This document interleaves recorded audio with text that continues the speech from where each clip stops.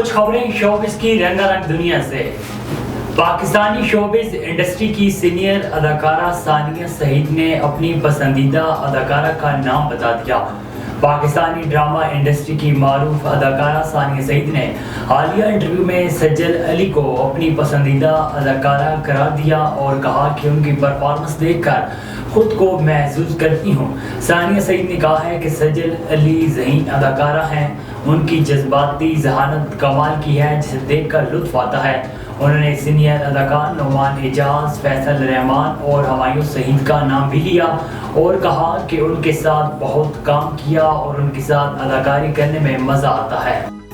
بالی would اداکارہ پرینیتی چوپڑا نے ایک بار پھر اپنی خوبصورت آواز سے مداحوں کے دل جیت لیے۔ اداکارہ نے photo and video sharing application Instagram account پر اپنی ایک ویڈیو پوسٹ کی جس میں وہ کسی اسٹوڈیو کے اندر گانا گنگنا رہی ہیں۔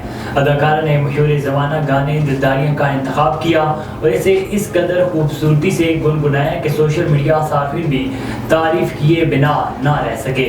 ویڈیو پوسٹ کرتے ہوئے پرینیتی چوپڑا نے ویڈیو کے کیپشن میں لکھا کہ یہ گانا صرف پیارا ہی ہے۔ اس سے قبل پرینیتی چوپڑا نے کوک اسٹوڈیو 14 کے مقبول گانے تو جھوم گنگنا کر بھی مداحوں پر سحرداری کیا تھا۔ سنی دیول کی فلم غدر 2 چلانے والے سینما پر بموں سے حملہ کیا گیا۔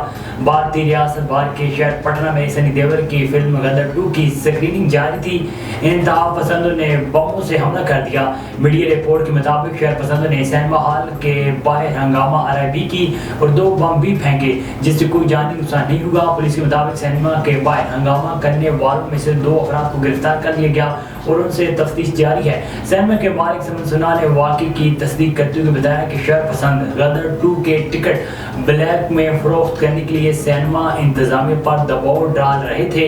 ان کا کہنا تھا کہ کم شدت کے بموں سے کوئی نقصان نہیں پہنچا اور شہر پسند عناصر کو پولیس نے گرفتار کر لیا۔